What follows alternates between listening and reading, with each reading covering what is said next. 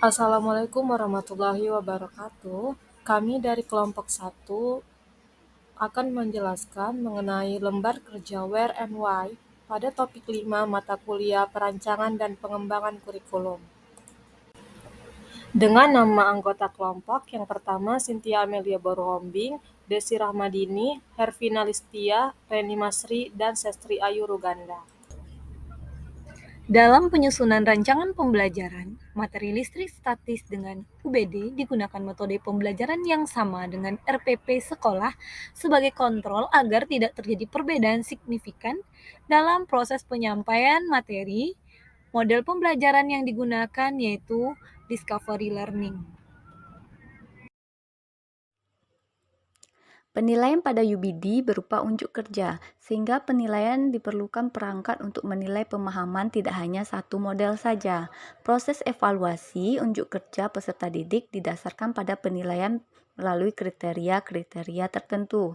Kriteria merupakan perangkat penilaian untuk menentukan apa yang dilihat dalam unjuk kerja siswa. Dalam perancangan pembelajaran UBD, terdapat konsep yang sangat menarik, yaitu dengan menggunakan model utama yang disebut dengan WER2.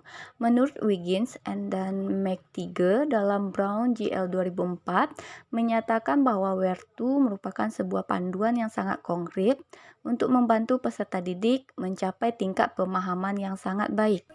Pertanyaan yang pertama adalah apa tujuan pembelajaran Anda? Tujuan pembelajaran kelompok kami disusun berdasarkan taksonomi Bloom, yaitu sebagai berikut. Yang pertama, dengan membaca, peserta didik dapat memahami arus listrik. Yang kedua, melalui kegiatan mengamati contoh soal, peserta didik dapat memahami hukum Ohm. Yang ketiga, dengan kegiatan mengamati contoh soal, memahami hukum Kirchhoff. Yang keempat, memahami rangkaian listrik. Yang kelima, dengan membaca peserta didik mampu memahami berbagai sumber energi listrik. Yang keenam, dengan membaca dan contoh soal peserta didik dapat memahami konsep energi dan daya listrik. Yang ketujuh, dengan melihat PowerPoint atau PPT yang disajikan, peserta didik dapat menjelaskan upaya-upaya penghematan energi listrik. Yang kedelapan, dengan penugasan, peserta didik dapat menjelaskan berbagai sumber energi listrik alternatif ramah lingkungan.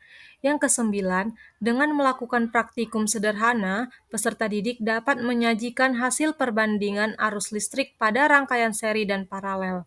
Dan yang terakhir, yang ke-10, dengan melakukan praktikum sederhana, peserta didik dapat menyajikan hasil penyelidikan karakteristik rangkaian.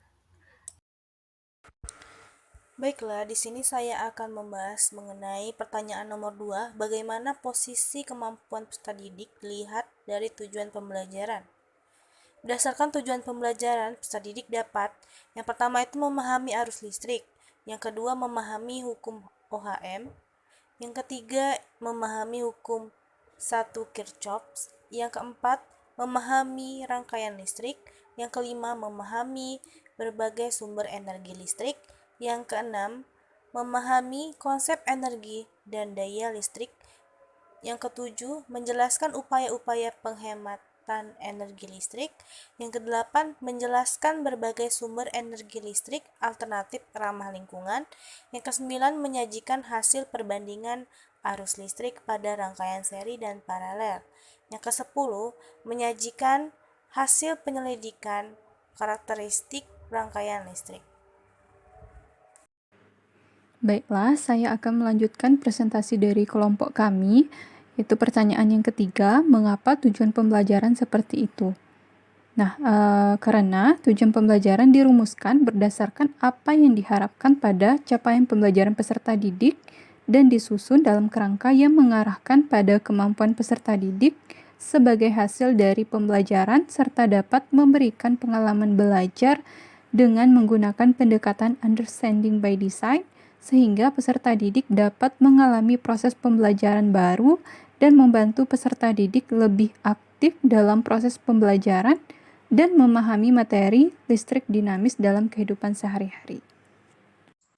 Baiklah, saya akan membahas tentang pertanyaan nomor 4, yaitu tentukan unjuk kinerja dari 6 unjuk kerja. Unjuk kerja berupa kemampuan memahami dari materi yang dibaca. Kemampuan menyajikan dari praktikum sederhana. Kemampuan memahami adalah kemampuan seseorang atau siswa bisa memahami atau mengerti tentang apa yang telah dipelajari. Saya akan melanjutkan presentasi dari kelompok 1.5, yaitu apa kriteria yang akan dinilai untuk dipahami. Aspek penilaian yang dinilai yaitu terdapat beberapa aspek. Yang pertama, akurat. Peserta didik dapat menjelaskan sesuatu sesuai dengan sumber yang ada. Lalu dilihat dari aspek koheren, di mana peserta didik dapat menjelaskan sesuatu dengan berkesinambungan. Lalu aspek selanjutnya yaitu dibenarkan, di mana peserta didik dapat menjelaskan sesuatu yang dapat dipertanggungjawabkan kebenarannya. Lalu dilihat dari aspek sistematis, di mana peserta didik dapat menjelaskan sesuatu secara runtut dengan menggunakan kalimat yang terstruktur dan logis. Selanjutnya yaitu aspek bermakna, di mana peserta didik mampu menyampaikan konsep dan dengan menghubungkan konsep baru dengan konsep-konsep relevan yang terdapat dalam kognitif. Lalu aspek terakhir yang dinilai yaitu berbagi wawasan, di mana peserta didik diharapkan mampu melihat hubungan antara berbagai aspek pembelajaran, sehingga dapat memahami konteks secara lebih luas.